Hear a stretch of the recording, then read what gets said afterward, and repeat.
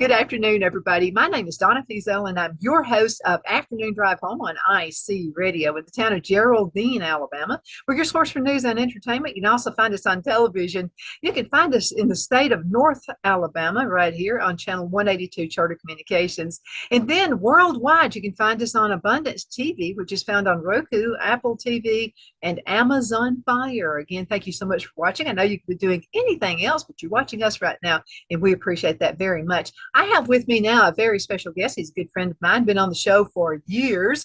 His name is Alan Mendenhall, and it's always great to have him. He's actually an author, a speaker, and let's talk. Go ahead and tell folks what you do at the college. Well, sure. I have kind of dual roles. So I'm Associate Dean of the Sorrell College of Business, and I am Executive Director of the Manuel H. Johnson Center for Political Economy. So I do external relations and public facing for the business school. And I basically run the Manuel H. Johnson Center, which is a group of economists. We teach free market economics. We work in the policy world, and we educate on the moral imperatives of freedom. And I'm loving it. I really am. So let's talk for a few minutes, especially, okay, economics, okay? And this is in light of the new Green Deal. And so I've had, folks know you're going to be on the show. So I get questions from folks that know you're going to be on. And so this is about the new Green Deal. Does it make business sense? No, it doesn't. And actually, I'm glad you brought this up, because we at the Manuel H. Johnson Center are launching a new initiative called Free Enterprise Scholars, and it's to teach undergraduates about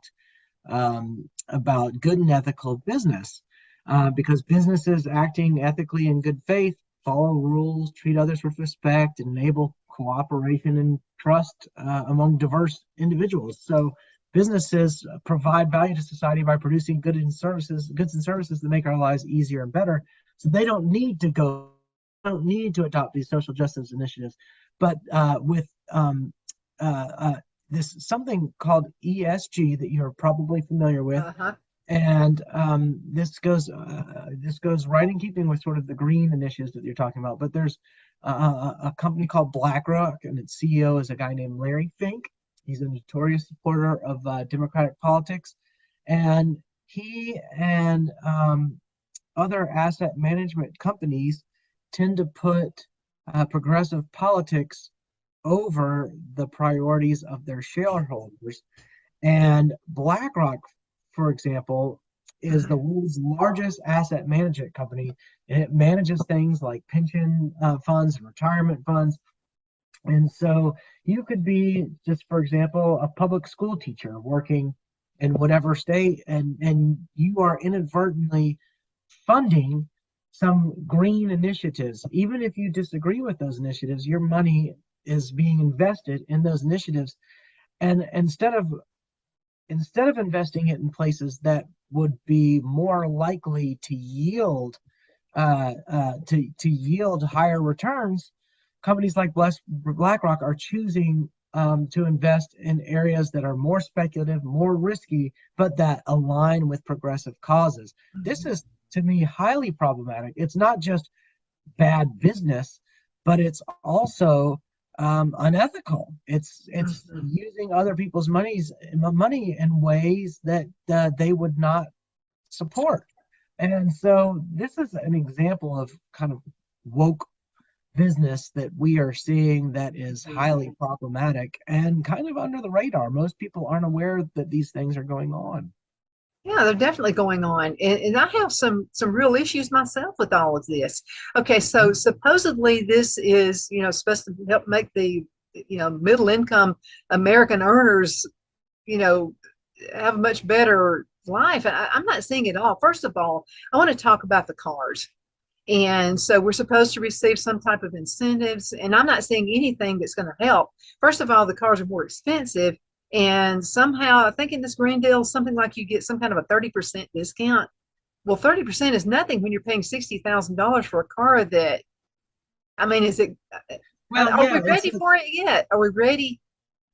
yeah. There was someone in the Biden administration, I believe yesterday, and I can't recall who it was that said it. Yeah. was taken to task because she was saying, look, if you put up all these solar panels in your house, you're going to get all these, tax, tax Tax credits. incentives and all tax.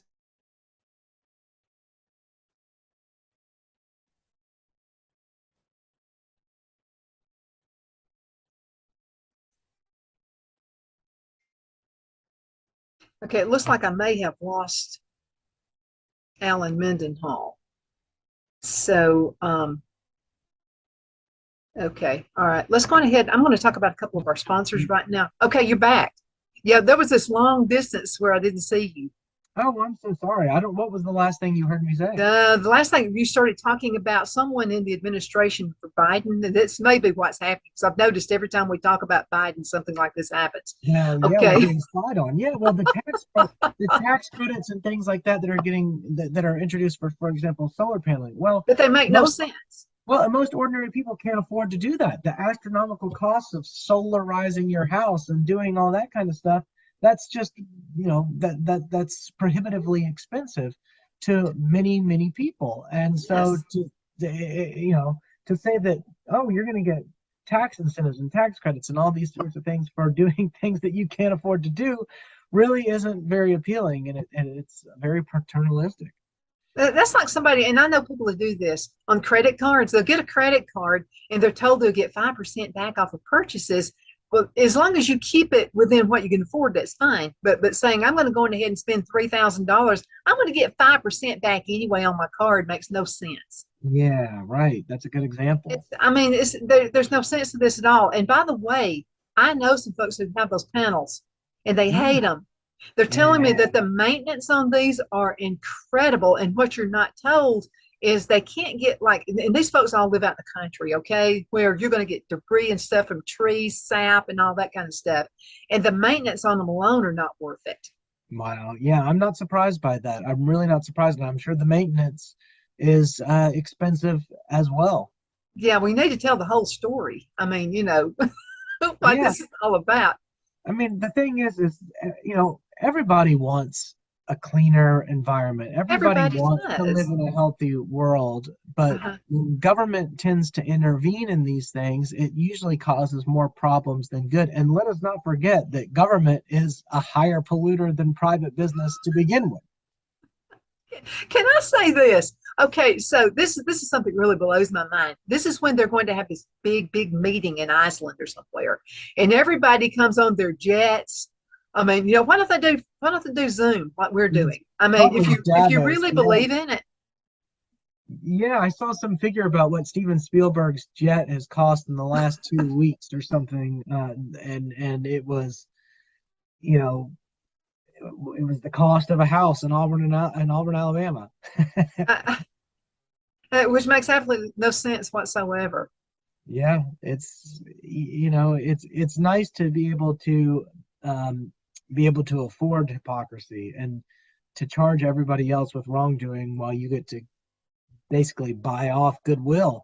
That's the one thing we see with a lot of this wokeism is that you have billionaire and extreme millionaire CEOs who are adopting woke policies just to get themselves off the hook. If you can buy that kind of goodwill, then you avoid media scrutiny, you avoid the Twitter mobs, and you sort of play good citizen, and people let you off the hook so that you can go and do whatever it is you want with your business that may be unethical, and people will turn a blind eye because, oh, you towed the acceptable progressive line, so we're going to not scrutinize your company.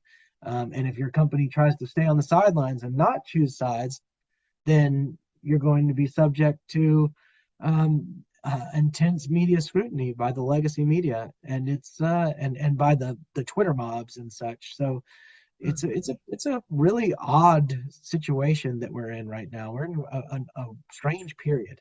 Yeah, we really are. I'm gonna shock you here. There is a liberal that I actually like. Oh, I really do. really? Yeah, but not because of his stance, but because he really believes this stuff. And that's Yeah. it's the actor Ed Begley. Okay. He You'll have to really say he more. really he puts his money where his mouth is. I Interesting. mean, he Well, he that's really does. Look him up. I mean, I can at okay. least I can respect him Well, because he sure. really believes this nonsense. Well, if people have, true convictions and they're willing to follow them, I don't know. I don't know this person, so I don't know his story. But Look him up. Yeah, I mean, it's okay, really weird. I mean, he rides a bicycle almost everywhere he goes. He has his garden. I mean, he does the solar panels. He does all this stuff. You won't catch him flying on a jet anywhere. I mean, he really believes this stuff, and he really lives it. Now I well, can yeah, respect that. I yeah. If can he's respect not that. going to be a hypocrite, absolutely. Yeah. So I do respect that movie star. One of the few I Interesting. I'll respect. have to I'll have to look him up. He was a movie star back in the 70s, Oh, okay. So this could be way this, before you. this could be a play to get famous again. Is that what this is? Yeah, no, no, no, he doesn't care. I mean, he's got his millions, he could care less. Yeah. Oh, So, but anyway, I do like that. I do respect that. But yes, this new deal where we're supposed to be saving money because you're getting tax breaks. First of all, I would never get my taxes done or have anyone do my books who's a Democrat. I wouldn't. And I'm going to tell you why. They're not going to be looking for my best interest. Now, I want somebody to do it right, and I want someone to do it legally. That's not what I'm saying. I'm just saying, yeah, Donna, going ahead and spend $50,000 for solar panels on your house, but do it because you're going to get like 5% back on your yeah. taxes. It That's doesn't not going to work. add up, right? Doesn't add up. Yeah, and with the massive influx of new IRS workers, who knows what who knows what the government will be looking into next. Let's talk about that because I mean, if you've been cheating on your taxes, you're going to get caught up with this time. If you're conservative, I think. Yeah. Uh, Well, it does raise the question. Our friend Becky Garrettson here in Alabama, who was looked into, and she was running the Wetumpka Tea Party, and she fought back with sort of the selective and the investigations of her organization. Uh, uh-huh. so you don't know, and it sounds as if some of these IRS workers, these new IRS workers, um, will be some of them armed workers, or I mean, this Yeah, they're seems, going to carry. Yeah, it's kind of yeah, scary. Mhm. it's very strange, right? Yeah, I think we're living in a really strange time. And I will mention this. I thought the IRS could only go back 7 years, but they can go back much farther than that. I was a member of the Tea Party in Charlotte, North Carolina. Sarah Palin came in, by the way. She's nothing like they say she is, a very smart woman, very Mm, smart. Nothing like the media says she is. But anyway, so Phil and I were living in Charlotte, North Carolina. We moved back in 2013 to Alabama. Phil retired. Supposedly, he's never going to retire. So we're running this business now. But so I got this notice through the IRS, sending me this notice telling me I owe 10 grand. This is after we had moved back. And I'm going, for what? And by the way, be very kind to these people. Don't be a smart aleck when you're talking to them on the phone. So I was, yeah. yes, sir, no, sir, and all this stuff. When I was talking to this guy on the phone, I said, I'm not understanding. It's not saying what it's for. They Yeah. said it was a previous business we had owned, and this was back in the year 2003. And I'm getting it for 2013 is when I'm actually getting this letter. And they're telling me I owe over $10,000. I said, well, break it down for me. I'm not understanding. Am I ignorant? What is this? And they Yeah. said it was from 2003. They said that we didn't turn in W-4s. It's a guesstimate. The guesstimate was $3,000 that they said we owed. But then with interest and penalties, it turned into over $10,000. So my Whoa. question was, I thought you could only go back 7 years. Trying to be as Interesting. kind as I can. They went back way past 7 years, and I had to prove my innocence. And I'm going to Oh, tell you something, Alan. I'm glad Phil did not listen to me on this. So when we were moving, we had boxes of stuff, for taxes and things like that from businesses that we owned.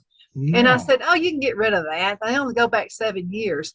Well, Phil said, "I don't know. I'm taking it. We're going to bring it to Alabama with us." Thank Jesus above he did, because Wow. all the proof was in the pudding. They were hoping that we had thrown everything away, but Phil didn't throw everything away. He had all the proof that we had actually paid this. Wow. That is astounding and terrifying. It is. So, my suggestion to everybody out there listening to me right now, you better save everything. Going back to when Moses was on the ark, if you can go back that far. I Well, you mean, know, I keep hearing commentators on television and radio saying that when the IRS hires, some 87,000 more people over the next decade, that they will be targeting not the most wealthy people and not the richest corporations, but people who are sort of middle class that have some economic means, but they're easier to target because they can't afford to spend tens of thousands of dollars on legal representation, but they can afford to pay they can afford to pay a $10,000 penalty if it comes to it, but it would be a massive hit to their well-being, and that's just a frightening thought that. And that happened. It happened in 2013 when we moved back here, and I really believe it's because I was so active with the Tea Party in Charlotte, North Carolina. I really Wow. do.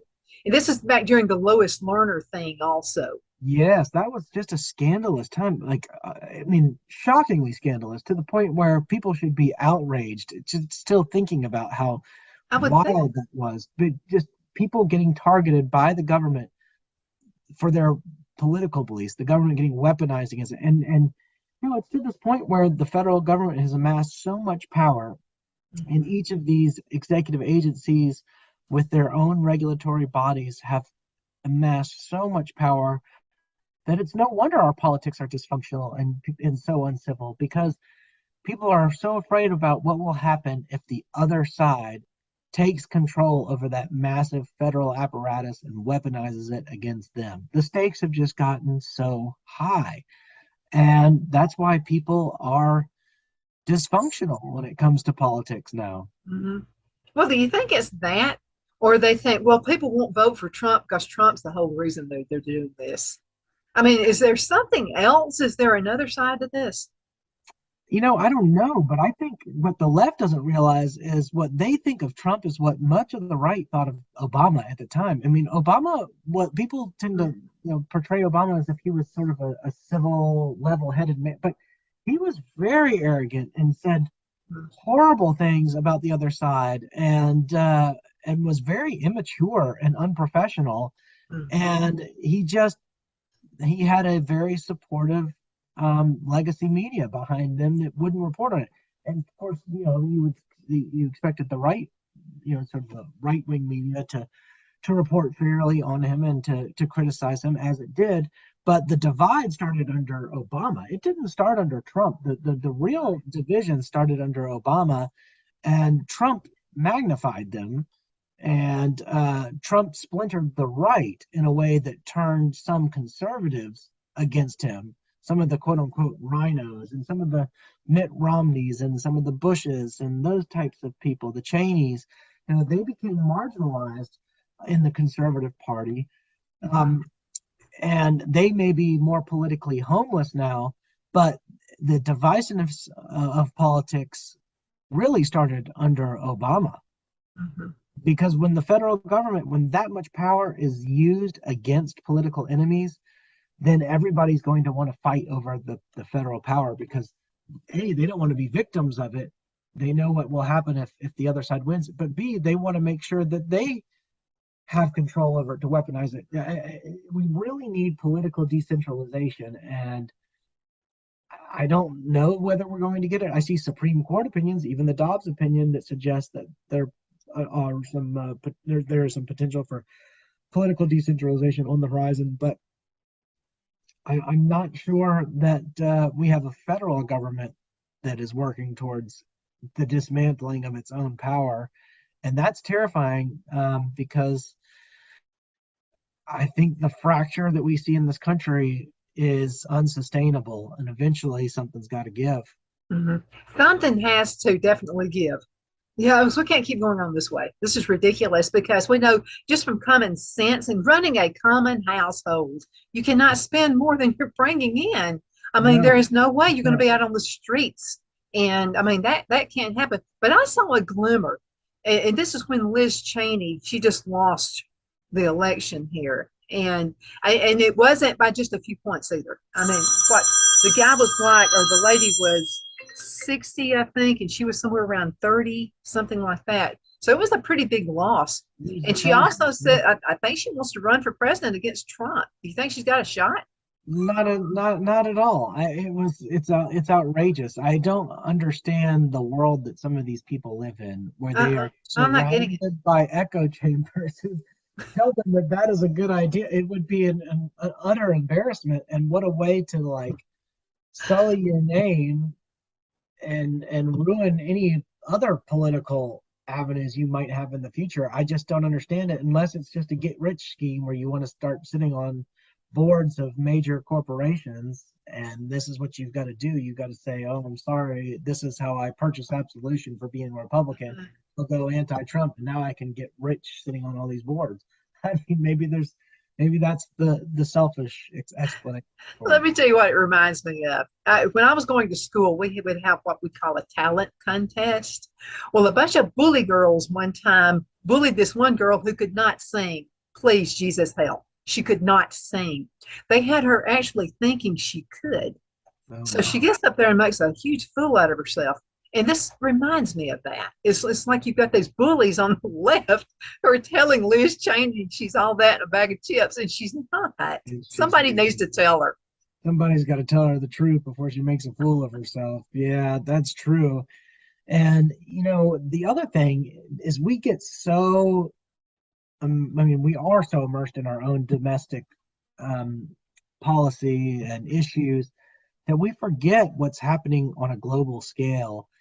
I mean, our neighbors to the south in Latin America, for example, are being bought off in some ways by Putin's Russia and Xi Jinping's China, which are going into these countries and subsidizing infrastructure and buying off goodwill because they realize that the future is in these developing countries. And they are very sensitive to, for example, US involvement in Hong Kong or Taiwan. But we are not sensitive in the same way when it comes to what China or Russia is doing in Latin America. And that's our neighborhood. Those are our neighbors globally, and we can't afford to have them fall into socialism or communism. We can't have them afford to fall into what Venezuela has done and completely decimated its entire economy, because we need those countries to be stable and strong and supportive of our interests as we should be of theirs.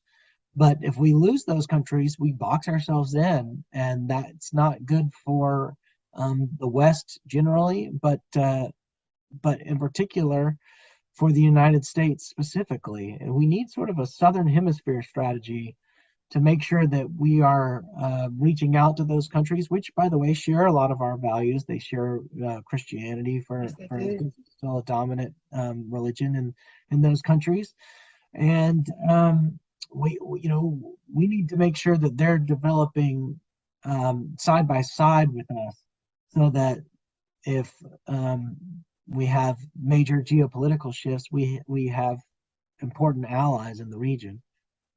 I think that's ultimate. I mean, we have to. Do you feel like other countries are just not respecting us too well right Well, now? we're certainly not the superpower that we once were. I mean, it's questionable whether China and Russia have surpassed us.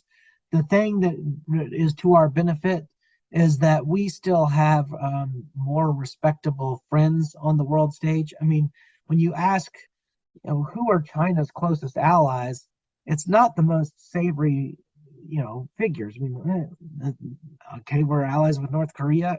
We're allies with Russia. Not a good look. Like the United States still has allies with Japan and with the United Kingdom and with Germany and with France and Italy and Brazil and all kinds of nations that command a lot of respect on the world stage. And China lacks that still. And it's the type of thing that just can't be bought. I mean, China can buy a lot of goodwill. And by the way, China owns a lot of land in Alabama, and it can do things like that to sort of amass its wealth or its potential for increased wealth. And it can buy our debt, it can buy our U.S. debt. But you also, at the end of the day, need friends to call in when things really hit the fan. Uh-huh. And I'm not sure China has the best friends. I, I'm not saying it either. And let me mention this. I have another guest who's on the show. He comes on about once a month. And he's actually from the States. He's from California originally, but he lives in Canada now. Okay. And so he gave me a little history lesson last time he was on the show. But I did ask him this. He has friends all over the world. And I said, now, from your perspective, what do other people, what does just a regular people from other countries think about us right now? And he said, I hate to say this, but you're the laughing stock right now. Yeah, I think that's right. It's really changed a lot. So I Mm-hmm. lived abroad during the George W. Bush years, and so I was studying in England in 2003. I lived a short stint in Brazil in 2007. I spent 2005 and six living in Japan, and during this time, it was sort of unquestioned that the United States was the leading global superpower. And people didn't like us because of the Iraq War and the Afghanistan War and some of the more hawkish military foreign policy of that period. Mm-hmm. That is no longer the case, and it has nothing to do with the exercise of military power. It's just, in general, the diminishment of American stature abroad, unrelated to the military. It's the fact that we are trillions and trillions and trillions of dollars in debt, and it's just we have debt problems. We have we have had leadership issues. We cannot manage our alliances in the way we used to. NATO has grown in part because of growing weakness of the United States. There's Mm-hmm. no longer a sense that America will be able to help if something were to happen. So NATO's got to strengthen its alliance, and Europe's got to focus on Europe. So there's definitely a lot going on, and it's hard to say which direction it's headed in. Well, and it's all out there because we've been known as we were like the big brother of everybody. We could, we would take everybody in, because I'm gonna tell you, a disaster happens in other parts of the country or other parts of the world. Let's say, I mean, you got your church folks who get in there and they really, they want to help, and that's what our country was actually built on, is helping each other, and helping folks in other countries. It didn't have to be just the United States. And Yeah. I don't know, it's almost like this chaos is going on right now, and nobody knows what the answer is. Yes. Yeah. No, I think that's exactly right. I think the pandemic, the coronavirus pandemic, That helped said, 80.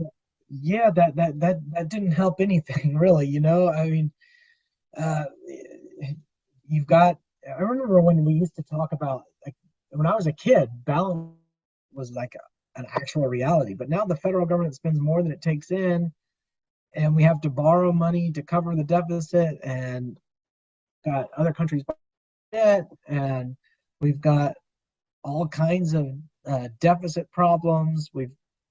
Can you hear me? Yeah, now I can hear you better when you're closer up. Yeah, well, I just got my internet was unstable, so that. But healthcare costs, a complicated tax system. We've got um, you know changing demographics and population shifts, migration shifts. So there are just a lot of complicating factors that are problematizing our politics. And we aren't really looking at political solutions that are based on sort of sound business principles or sound economics or common sense, even. We're looking at identity politics and focusing on matters of racial injustice and gender discrimination or alleged inequities. And these are all important things, but they're only exacerbated by a bad economy, by bad economic decisions. Those things are going to cause more divide because if you don't focus on improving lives and institutions and making sure that the conditions and institutions are in place to bring people up and to help them flourish and to help them innovate and to enable entrepreneurship, then everything else is going to just get worse. The social pathologies will just worsen. And so we need to sort of hit a reset button, but it may be too late for that. There may not be a reset button to hit anymore. Yeah, because it can't keep going like it is. Alan, we're going to have to go into a commercial break. And Okay. once I go into the commercial break, you can go ahead and take yourself off of the video if you'd like. But we'll be Sure. back in just a couple of minutes. So you guys Okay. hang in there, okay? We're going to be right back.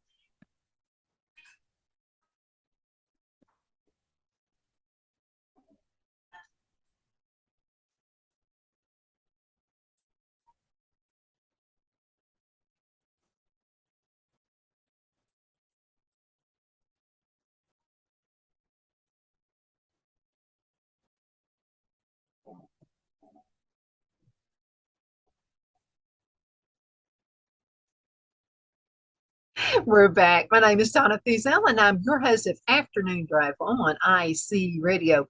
In the town of Geraldine, Alabama, your source for news and entertainment. You can find us on television two different ways. In the state of Alabama, North Alabama, you can find us on Channel 182 on Charter Communications, and that's been awesome. And yeah, I want to thank Mike for letting that happen. Then I want to thank our Mr. Pats for letting us be on Abundant TV, which is found on Roku, Apple TV, and Amazon Fire as well. So we're really glad to have that platform. And Rob Pats, thank you so much for making that happen. Absolutely. And so all things are going great. Got Alan Mendenhall with me right now. And Alan has been a friend of the show for years. How many years has it been, Gosh, Alan? I think I first came on the show in 2016, so maybe 6 years. Wow, when you're having fun, it just does not seem like it. I'm telling you. But thank you for being on the show. Before we get started in the next segment, though, you are a writer and you've written several books, periodicals, that kind of thing. How can folks find your writings? Well, my website is www.allenmendenhall.com. That's ALLENMENDENHALL. And I have numerous articles posted there, and my books are available there. And you can search for my books on Amazon or something like that as well. Absolutely. So glad to have you on the show, and hope you're selling a whole bunch of books because of this show. You're worldwide now, so folks are going to be listening to you from Australia pretty soon. So we're Oh, really excited about that. Yay, yay, absolutely. We're talking about, wow, I still have this faith thing going on. I really think it can all turn around if you got the right person in office, but people have to vote and not give up. You know, here in the state of Alabama, we had a runoff election. I think about 12% of Alabamians voted. That's well, ridiculous. well, we had talking about all vote counts right here in my district with Jay Hovey and Tom Watley.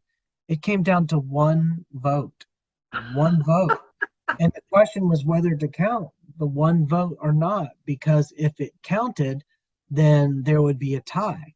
And if it didn't count, there would not be a tie. And there was some question about whether the lady had actually registered or not. They let her cast a provisional ballot, and the Uh-huh. question was whether to count her ballot or not.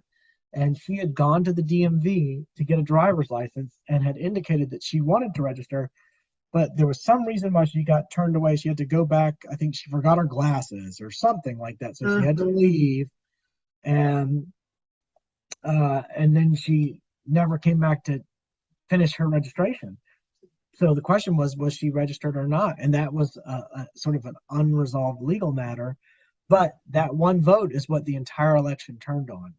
Isn't that wild? That is crazy If wild. they had tied, it would have come down to a coin flip. They would have flipped a coin to figure out who was going to represent out of the Alabama Senate from this district. Well, I'll tell you, several years ago, almost the same thing happened right here in DeKalb County. And it was a lady running for office. She was on the Democrat side. I'm not going to tell you who she was, but she lost the vote. And she said she lost, I think it was by two or three or something like that, but her kids didn't vote. I don't think I would have been dumb enough to have told my mother that I didn't vote. And Yeah. I said, I bet your Thanksgiving and Christmas was really interesting that year, wasn't it? She said, oh yeah, honey, it was very interesting. Uh-huh. Had her Yeah. kids voted, she would have won. Yeah, Oh, yeah. So, but that just is it's really important that we vote. Whether you think the whole thing was rigged last time or what, you still got to go at it. I'm going to vote until I have no other chance, no other choice. I'm always going to vote. yeah. Yeah. I mean, but the beauty of our system is if you want to exercise your right not to vote, you can do that too. I know there are countries where voting is mandatory, like in Brazil, for instance. And Mhm. that results in a ton of corruption because then you get a bunch of people who don't really care at all, and they'll just sort of stick around out by the polling place and see who will come and slip them some money. Here, buy, you know, here, Uh-huh. take I can take see that. here's $100 bill. Go in and vote for so and so. All right, you got Uh, it. That kind of stuff will happen because they that's have. how it, yeah. And then you have people even now, right here in the United States, they'll go, I think I'll go that way. I mean, you Yeah, people who literally do that. You got to do some research. That's so important. I was voting in a primary one time, so it was limited to one party. But somebody brought his child in with him to vote, and I mean, I can't tell you how old the child was. This has been several years now. I would guess 7 or 8. And he was letting the child pick the candidates. Like, which one do you want? You're like this, and the child would just pick, and he's like, "All right, we'll do that one." And That's insanity. it was That is ridiculous. total insanity. I've seen people who've let their kids choose a fragrance for their cologne. Well, any kid's going to go, I don't care. That one, I Yeah, mean, yeah, it's a sacred thing. It's really, really serious. And it's so serious that we do research.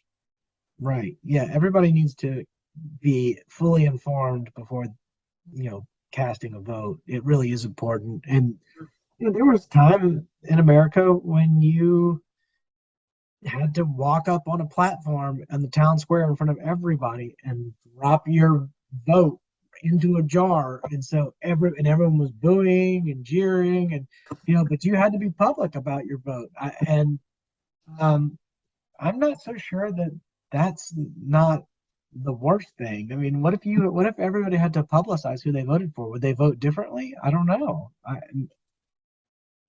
It I'm would not be interesting. ashamed. I voted for Trump both times. And I'll have to tell you, it's one of the early ones. So we were at a meeting here in DeKalb County. It was a Republican thing. And that's been what, about 11 people were on the stage at that time. And I liked most of them, who were running for office, but I really liked Trump better. And the reason I liked him is because he was loud and he didn't mind saying what he was thinking. And he was actually saying what the rest of us were thinking. We just didn't want to say it. Yeah, And so, I mean, I was for him. So it was me. And they actually had everybody, it was almost like that. They had everybody stand up. If you're going to vote Rubio, and then people were standing up who were voting for him, and so it come to Trump. It was me and one person, and it was almost like they were shaming us because, mm-hmm. and somebody actually asked me, "Why are you voting Trump?" And I said, "Because he's saying exactly what the rest of us are thinking." Yeah, and people voted for Trump and didn't admit it. And that was a large reason why he won. He had a lot more support than people knew about. People were too ashamed to say it. I remember that primary season. It was exciting because it was so improbable that Trump was rising to the top of those I don't candidates. think he even thought he would. I think he was just doing it as a publicity stunt. And then he won it, and everyone thought, "Oh gosh, now what? Now how are they going to win the?" And then when he won won the general election, everyone was just shocked. I mean, at this point, because we have, hindsight, it seems normal that Donald Trump was president, but it was a real shock at the time that was even possible. I can't believe that just happened. And now we're wondering, is it going to happen again? I don't know. I think it is. I really see this revolution. I really, really think it is. Now, are they going to try to suppress it? Yes. I Yeah, really do think they're going to try all they can. Like this thing about, going to his home and the the FBI and all FBI that. raid. Goodness Yeah. sakes. If they really had something, I wanted to ask you a question about this too. Mm. So, okay, you got your FBI in, used to be highly respected. And there are some good ones. I know there Sure. are. But I'm having a real difficult time with this. Okay, so if I really had a smoking gun, I'm with the FBI, and I'm going to go into Trump's place. I got a smoking gun. Do you think it would have taken me all day? I mean, don't you think I would have? I'm pretty sure it's right here. I'd have been out in an hour saying, "Here's the smoking gun, everybody. It's right here. I got it." Yeah, I don't know that inside of law enforcement in that way, but Uh-uh. I had heard on Fox and Friends or something that the allegation is somebody that was in the Secret Service in Mar-a-Lago had tipped off the FBI, and it's just, Mhm. so I don't know. You know, I really don't. I really don't know. I don't know what to make of the whole thing. But It just seems odd. If you really had a smoking gun, you'd be proud of it and you did it out there. And it would not have taken, like, how many hours was it? I forgot how many hours. no, it was several. I mean, it was, I forget how many hours, but it was through in the cover of darkness. It took a long time. Yeah, but I Um, think I think Trump played a good game of chess on this. I think he was wise to be the first one to get it out on social media. well, I think that's correct. I don't And think they thought he'd do that. well, one thing is somebody who's kind of an academic and takes an interest in concepts and ideas. One thing that I found encouraging about this situation is that both left and right are arguing that this episode is all about the rule of law, the concept of the rule of law. Well, thank God, at least we think that this concept is a good idea. At least we can agree that Just keep that. there's such a thing as the rule of law. And the left says, oh, no one person should be above the law. You Uh-huh. can't let somebody be We're above glad you think that. and then the right says, yeah, there's no, there's no agency. The FBI is not above the law just because it can't just do it. But at least we agree that there should be something like the rule of law should prevail, and that nobody's above the law. At least there's something. There's a starting point, and maybe there's more promise in that than we realize. Sometimes all you need is a starting point Yeah. where everybody agrees, Yeah. even if it's something dumb. I mean, at least Yeah. everybody's agreeing or on the same page about that. So I just think that's pretty awesome. But I don't think there's anything. I really don't. I think the whole thing is to keep him out. And but they haven't been able to do it. I mean, okay, first of all, you get kind of calloused after a while. We've heard this how many times? We got the smoking gun. We've heard this Oh, how yeah. many times? We're like, After the Mueller enough report already. and after the Mueller report and after the impeachment hearings and all these things, it starts sound like, the boy who cried wolf story. It starts losing its effect. I think it has. I mean, I'm even seeing people on the left going next. I mean, Yeah. you know, Yeah. and I just really think if you found it, you'd be parading it. Yeah, I mean, CNN's ratings tanked after Trump's presidency because they had no one to go after anymore. They had nothing to like. Oh, now we have to report on Biden. No one's going to watch that. Bless his heart. Bless his heart. And you know what that means when a Southern woman says bless his heart. Yeah, So I mean, okay, actually he's lasted longer than I thought he would. I really thought after 6 months he'd be gone. That what's next for him? Do you think? I mean, is he going to make it?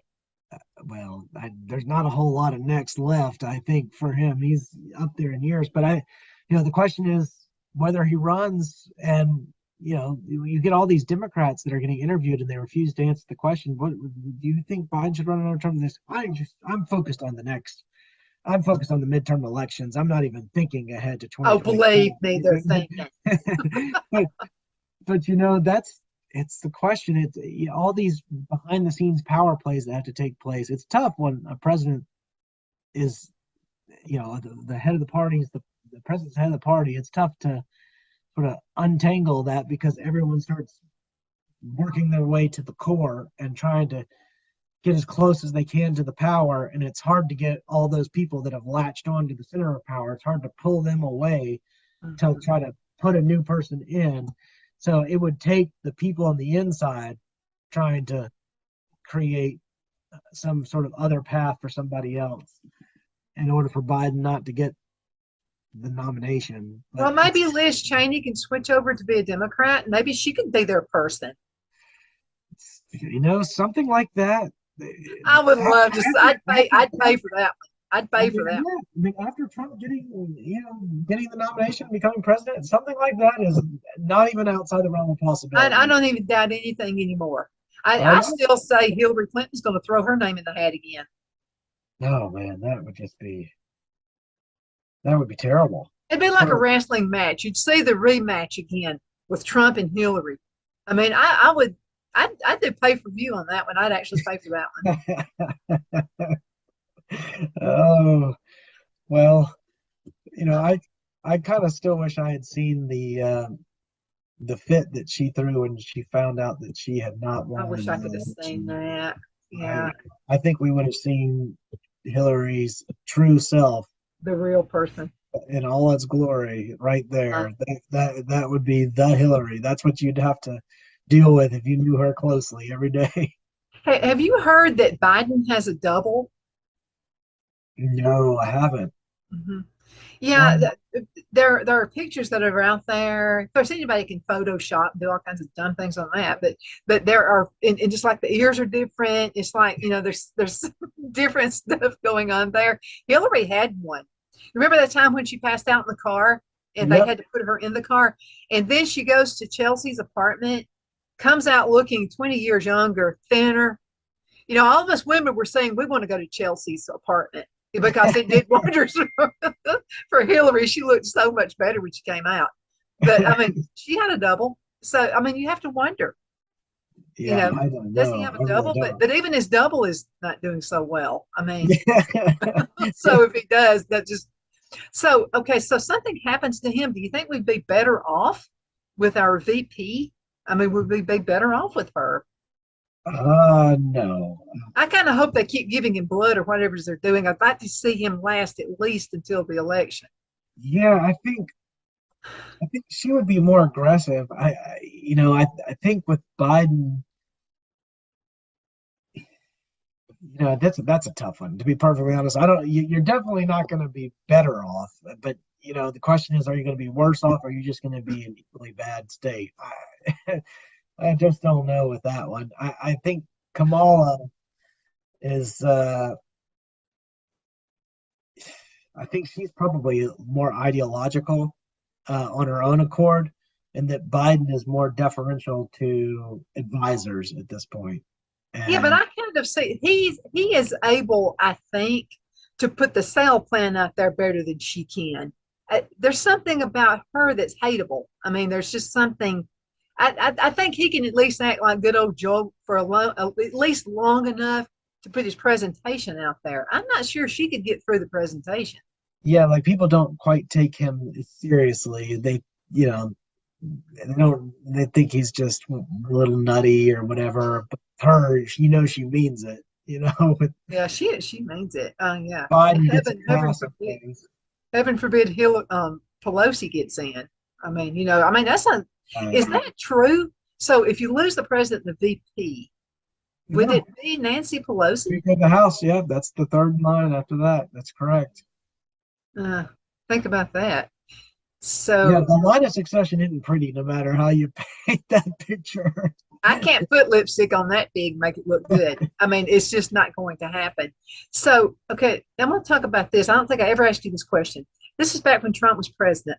I think he still is, but anyway, when he was president, State of the Union address, and she gets the papers, State of the Union, and she rips them. Is there something against the law? I mean, she's worldwide doing it. Nobody does anything about it. Is there not something that's not quite kosher about? I wouldn't have done this with Obama. I wouldn't have ripped the papers. I mean, is there not something a little against the law in that? Well, it's unseemly and unprofessional. I don't know whether it's illegal or illicit in any way. I'm not aware of any statute that It proclaims just it to be. seems some. Had that been someone do that to Obama, I think it would be under the prison. Well, yeah, the allegation then would have been that it was racist. Yeah, you could have blamed it on that. Okay, we only have a few minutes left in this segment, but I did want to ask you a question about because we're talking about the state that the country is in, and it's going to take. It probably wouldn't take Trump that long to do it, but it's going to be a while if we can ever get back to any kind of a normal again, where people feel confident about the United States and the state we're in. What are your thoughts about a flat tax or a fair tax? Could that be the answer? Um, Or would you have enough Maybe. people who would go along with it to vote it in? Well, I sort of think it's an impossibility, and as far as that goes, I do think a more doable fix is to simplify the tax code. I remember in the gosh, was that the 2016 presidential? I think it was, when people were proposing different um, changes to the tax code, and that may have more support than a flat tax, fair tax, that kind of thing. Not that those things are particularly bad ideas. I just think that some it's tough to garner support for those types of initiatives. I think you'd be not that simplifying the tax code isn't related to those things either. Like, but in terms of getting something that's a pure fair or pure flat, what you're going to end up with is a series of compromises that look like a simplified tax code anyway. So may as well start talking about simplifying the tax code. And I do think that's worthwhile. You're still going to have the same problems, which there are going to be loopholes and everything else that Somebody's attorney is going to figure out a loophole, no doubt about that. Absolutely. yeah. But what I like about it is everybody is paid. I mean, Mhm. everybody, if you're illegal, if you're a drug pusher, if you're a prostitute or whatever your job is, everybody pays. If you're here illegally, you're going to pay as well. I like the concept of it. I just wish it could happen, but I'm not seeing it. Yeah, I mean, I think you'll still have the same problem with illegals, which is figuring out if they're undocumented. I mean, how do you know if someone is or isn't paying taxes if there's no record of them? Well, they're paying taxes. You would abolish the IRS. And what would happen is businesses you would pay a particular percent, 22% or something like that, 24% off of anything that's new that you purchase, like a new house, a new car. And I'm sure there would be adjustments to please everybody so that everybody would feel like they, got their piece of this pie. But as far as the way that goes, and then also if you're a legal citizen, we're talking about a prebate. It would be kind of like, it would depend on the size of the family. So it would actually be a good thing for families to be together. Captain and Tennille is a good example of this. The Captain and Tennille, you probably don't know who in the world they are, Alan. They're from my era. And there's a music team. And so husband and wife, and they got a divorce so they could make ends meet. They said, the laws that are out there are not really friendly for married couples. And so what would happen here is it would actually keep family members together. So if you're an American citizen, then you would get a prebate, which actually would be whatever the size of your family is. So if you have, 5, 10 kids, whatever, it would apply for that as well. You would get extra money. It would be kind of like a prebate, something kind of like a credit card is the last I heard, or a debit card or something like that. So you wouldn't have to pay taxes on the first, say, up to $1,500 per month of your income. Oh, interesting. Yes, they've made a lot of additions to this. The more I'm hearing about it, the more I like it. But the problem is would it ever get off the ground? Because you've got your political heads, I don't think would like to see this happen. Yeah, and I mean, you're also talking about which taxing authority is this? Is this something being done at the state level, at the federal level, or starting out state? Because if it would be state, then you have the possibility of instituting it, but you're still going to have federal taxes to pay that aren't state. Like there's still a lot of questions that I have about it. Alan, we've got a little bit over a minute left in this segment. Tell the folks again how they can find your books. Well, the easiest way is just to go to my website, alanmendenhall.com, ALLENMENDENHALL.com, and find them there, or just search my name in Amazon, and some of the books will pop up that way. Absolutely. Alan, thank you so much for being on the show. It's always a pleasure. Thank you, Donna. It's fun to be here. Absolutely. Folks, thank you again so much for watching Afternoon Drive Home. You're awesome. Again, thank you so much for watching. And we'll have another show coming up with another awesome guest, like this guy right here.